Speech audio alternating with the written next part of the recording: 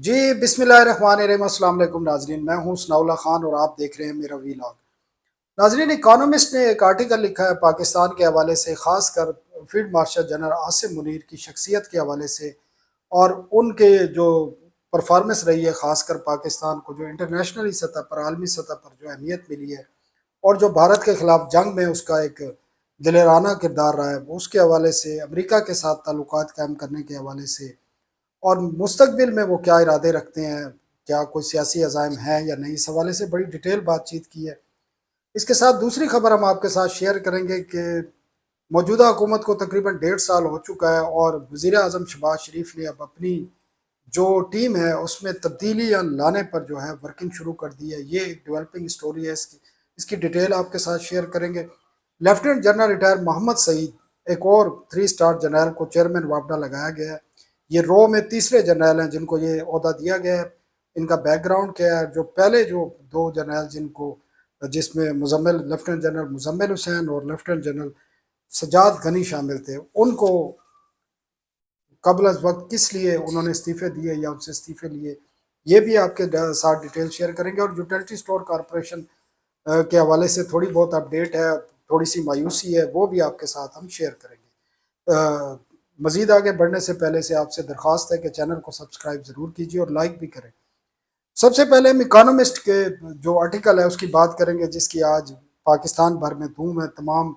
Media پر head line چل رہی ہیں، اور وہ یہ سمجھتے ہیں، اکانومسٹ نے جو اپنا کالم لکھا ہے کافی بڑا آرٹیکل ہے، لیکن اس کی چند باتیں ہیں۔ ایک تو ان کے جو سیاسی عزائم ہے، جو خبریں آ رہی ہیں کہ شاید وہ صدر پاکستان کا عہدہ سنبھالنا چاہتے ہیں، صدر پاکستان بننا چاہتے ہیں، اس پر بھی انہوں نے بات چیت کی ہے۔ اور اکانومسٹ یہ لکھتا ہے کہ بعض تجزیہ کار یہ سمجھتے ہیں، لیکن انہوں نے کہا کہ جب اس بارے میں فوجی ترجمان لیفٹیننٹ جنرل احمد شریف سے بات چیت کی گئی تو انہوں نے اس کی یکسر اس کو تردید کی اور اس کو بے بنیاد کہا،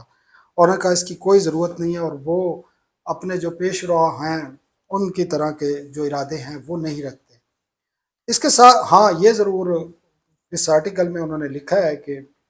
جو موجودہ حکومت ہے اور جو ایک سمجھوتا ہے، وہ سمجھتے ہیں کہ جو موجودہ نظام ہے، سویلین نظام ہے، وہ ایک سمجھوتے کے تحت قائم ہوا ہے، اور انہوں نے کہا کہ اگر یہ سمجھوتا قائم رہتا ہے اور طویل چلتا ہے تو پھر جو field marshal general Asim Munir ہیں وہ غیر معینہ مدت تک آرمی چیف رہ سکتے ہیں، اور اس میں وہ یہ سمجھتے ہیں اس آرٹیکل کے مطابق اس میں کوئی قانونی جو ہے ہچ موجود نہیں ہے۔ اور انہوں نے کہا یہ اس کا دار و مدار اس بات پر ہے کہ جو موجودہ سویلین سیٹ اپ ہے، وہ جو اس آرٹیکل میں لکھا ہے کہ وہ موجودہ جو پاکستان کی فوج ہے ان کی حمایت کے ساتھ وہ قائم ہوا اور وہ چل رہا ہے، تو وہ اگر سمجھوتا چلتا رہتا ہے طویل مدت تک تو field marshal general Asim Munir بھی ہیں، وہ طویل مدت تک جو ہے اس عہدے پر برقرار رہ سکتے ہیں۔ اس کے ساتھ اس آرٹیکل میں لکھا ہے کہ پاکستان، اگر آپ وہ سمجھتے ہیں کہ جب آج سے 2 سال پہلے جب وہ آرمی چیف بنے اور اس وقت پاکستان ایک تنہائی کا شکار تھا، پاکستان کو انٹرنیشنل لیول پر کسی قسم کی کوئی اہمیت نہیں تھی، امریکہ کے ساتھ تعلقات خراب تھے، بھارت پاکستان کو دھمکیاں دیتا رہتا تھا، اور بھی اسی طرح کی صورتحال تھی، پاکستان کی بات سنی نہیں جاتی تھی۔ لیکن وہ آرٹیکل کے مطابق ان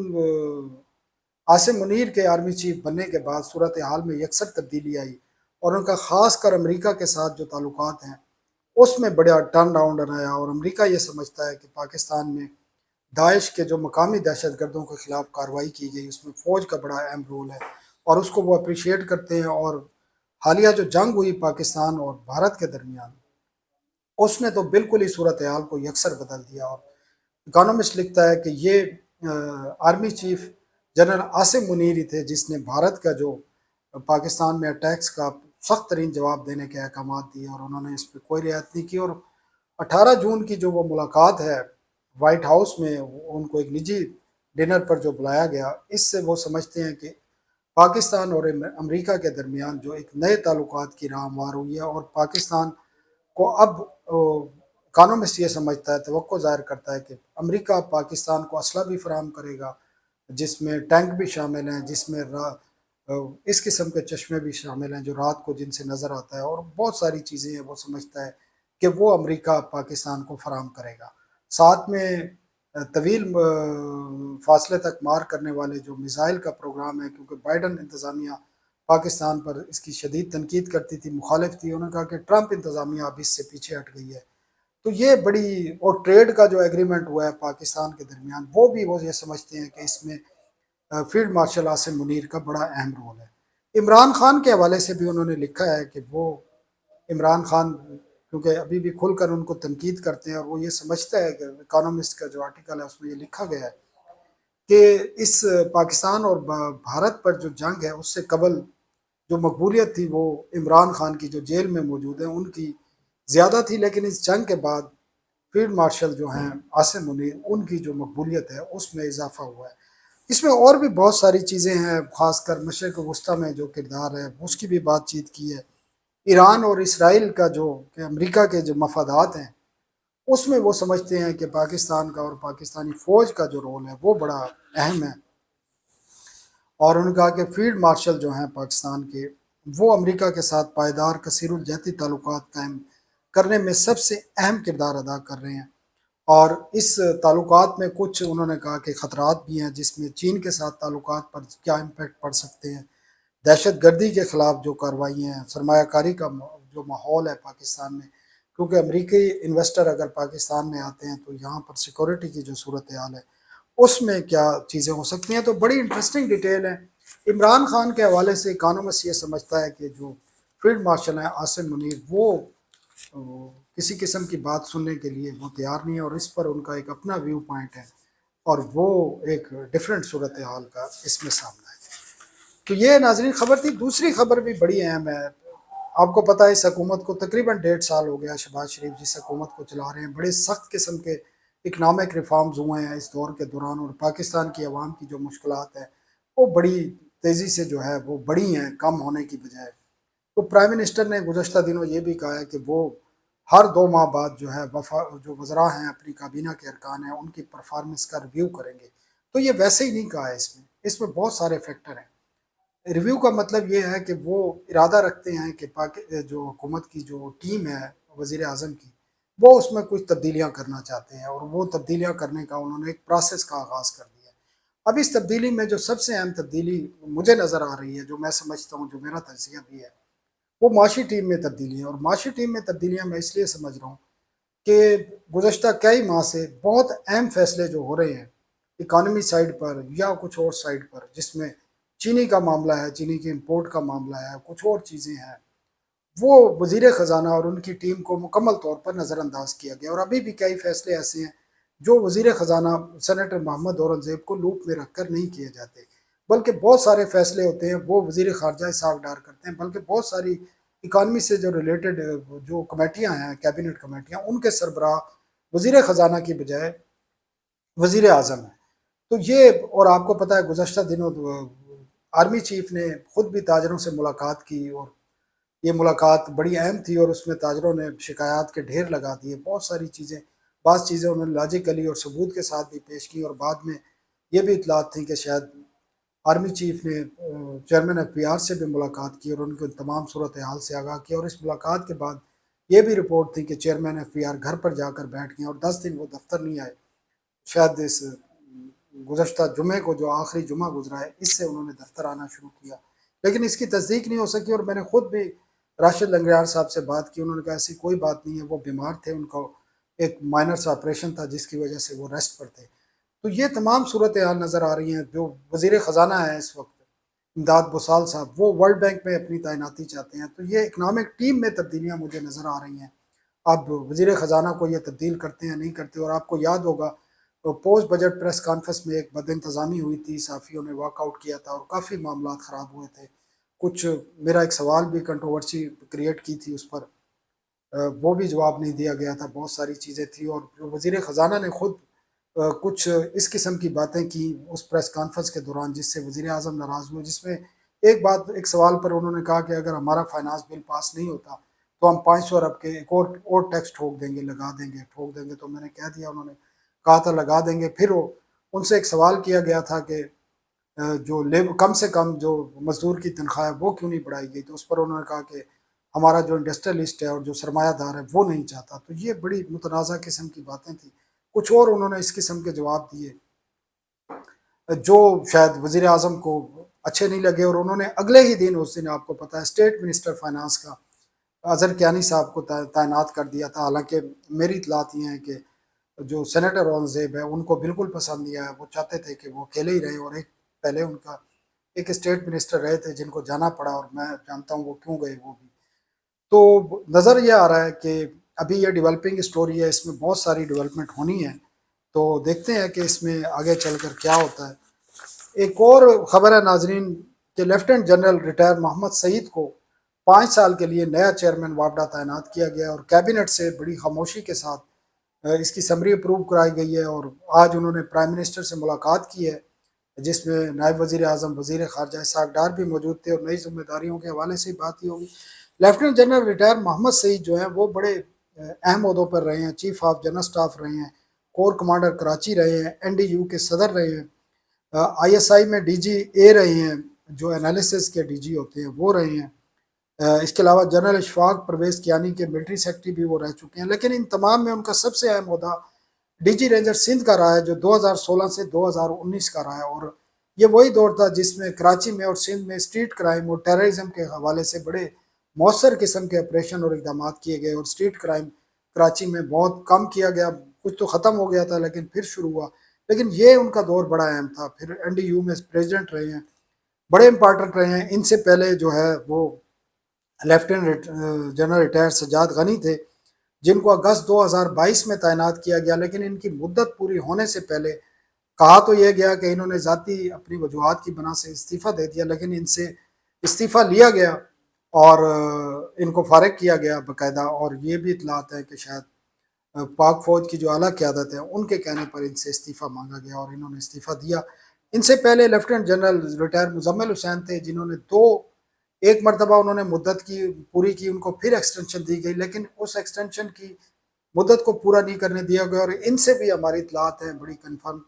کہ ان سے استعفیٰ لیا گیا، انہوں نے بھی استعفیٰ نہیں دیا. اب دیکھنا یہ ہے کہ جو نئے جنرل صاحب آئے ہیں 3 اسٹار ریٹائر، آیا کہ وہ اپنے جو پیش رو ہیں ان کی طرح مدت پوری کریں گے، یا درمیان میں ہی ان سے بھی استعفیٰ لیا جائے گا. یہ ان کا کنڈکٹ ہے. اور آپ کو پتہ ہے یہ پچھلے جو دو جنرل تھے وابڈا اس لیے اہم ہے کہ پاکستان میں ایک تو موسمی تبدیلی ہیں، پانی کے ایشوز ہیں، سیلاب آتے ہیں، ڈیم بن رہے ہیں. اور ان جو لیفٹیننٹ جنرل ریٹائر سجاد غنی کا جو دور تھا اور لیفٹیننٹ جنرل ریٹائر مزمل حسین کا، ان کے دور میں آپ کو پتہ ہے جو سب سے اہم جو پروجیکٹ جس کو کہا جاتا ہے، جس میں آپ کو جس میں ڈیزاسٹر ہوا، وہ نیلم جیلم ہائیڈرو پروجیکٹ ہے. تقریباً 900 میگا واٹ کا پروجیکٹ ہے، اور جس پر پاکستان کی عوام نے انویسٹمنٹ کی، بجلی کے بلوں کے ذریعے ان سے پیسے لیے گئے، اور یہ پروجیکٹ جو ہے کلیپس کر گیا. تھوڑا عرصہ چلا، اس کے بعد کلیپس ہو گیا. اس کی انکوائریاں بھی ہوئیں، اور ابھی بھی وزیر اعظم نے ایک کمیشن قائم کیا ہوا ہے. تو یہ ان دونوں جو جرنیل تھے ان کے دور میں ہوا، اور یہاں پاکستان کو ہزاروں ارب کا نقصان ہوا. اور اس میں اس کی جو ابتدائی انکوائری، آج میں وابڈا کے ایک سینئر جو ایک عہدیدار تھے ان کے پاس بیٹھا تھا، تو میں نے ان سے کہا یار اس کی انکوائری رپورٹ آج تک پبلک نہیں. انہوں نے کہا جی یہ چیزیں تو پبلک کے ہونے کی نہیں ہوتی. لیکن ابتدائی طور پر یہ رپورٹ جب ہم نے پیش کی پلاننگ منسٹر کو، تو وہاں پر انہوں نے کچھ سوالات کیے. پہلا سوال یہ تھا کہ اس کا ذمہ دار کون ہے، اس میں کنٹریکٹر کا کتنا رول تھا. انہوں نے کہا جی 70%، اور انہوں نے کہا جی کنسلٹنٹ کا، انہوں نے کہا جی 30%. تو اس وقت منسٹر نے کہا کہ جی ٹھیک ہے، آپ جو کنٹریکٹر ہے اس پر جرمانے عائد کر دیں، بھاری جرمانے عائد کہتے ہیں. تو انہوں نے کہا جی وہ چائنیز ہیں کنٹریکٹر. تو وہ خاموش ہو گئے. انہوں نے کہا پھر کنسلٹنٹ پہ کر دیں.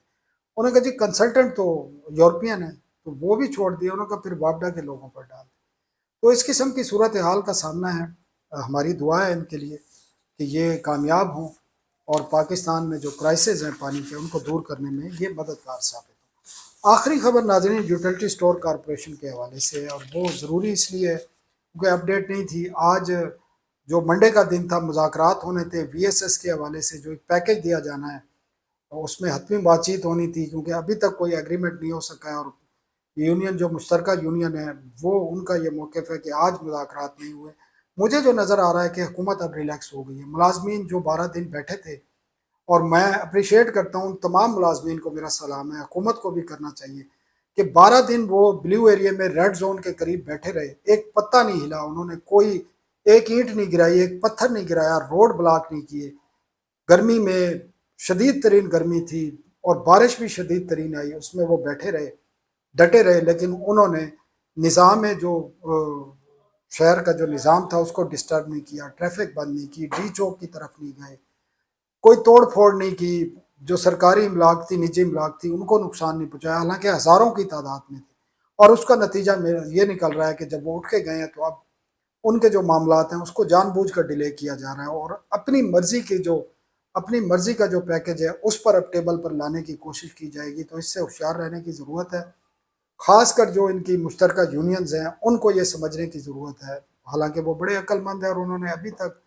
انہی کے کہنے سے ان ملازمین نے بڑے تحمل کا مظاہرہ کیا اور وہ آرام سے گھر بھی اپنے گھروں کو بھی چلے گئے ہیں، لیکن واپسی کے لیے بھی وہ تیار ہیں، اور انہوں نے یہ اناؤنس کیا ہے کہ یہ عارضی طور پر اس کو معطل کیا گیا، وہ واپس بھی آ سکتے ہیں، تو بڑا انٹرسٹنگ ہے، صورتحال ہے، نظر رکھنے کی ضرورت ہے، کیونکہ حکومتیں جو ہوتی ہیں، اور یہ حکومت تو خاص کر کوشش کرتی ہے کہ کم سے کم پیکج دیا جائے، ابھی بھی یہی کوشش کی جا رہی ہے کہ جو کنٹریکٹ اور ڈیلی ملازمین ہیں ان کو جھنگا جھنگا سمجھتے ہیں نا آپ لوگ، آپ تو سارے سمجھتے ہیں ان چیزوں کو کہ ان کو جھنگا دے دیا جائے بس اور ان سے جان چھڑائی جائے، ان کو وہی پیکج ملنا چاہیے جو ماضی میں پی ٹی سی ایل کے ملازمین کو ملا تھا، اسٹیل مل کے ملازمین کو ملے تھا، اور آگے کیونکہ پی آئی اے میں بھی یہ صورتحال ہونے جا رہی ہے، اور بھی بہت سارے ادارے ہیں جن کو بند کرنا ہے انہوں نے، اور ان کے ملازمین نے اسی طرح سڑکوں میں نکلنا ہے، تو یہ ٹیکل کرنے کا ایک طریقہ ہوتا ہے حکومتوں کا کہ وہ لوگوں کو مایوس کرنے کی کوشش کرتے ہیں، اتنا تنگ کرتے ہیں کہ وہ ان کی مرضی کے جو ایگریمنٹ ہوتا ہے اس پر ٹیبل پر آ سکتے ہیں، تو یہ دیکھنے کی ضرورت ہے، اس سے یہ جو ٹیکٹس ہیں، جو سرکار کے ٹیکٹس ہوتے ہیں، سیاست دانوں کے ٹیکٹس ہوتے ہیں، اس سے نمٹنے کے لیے آپ کو بڑا پروفیشنلی چلنا پڑے گا، اور جو لوگوں کے حقوق ہیں خاص کر ان کا تحفظ کرنا پڑے گا، تو آج کے لیے اتنا تھا ناظرین، اجازت دیجیے، اللہ حافظ۔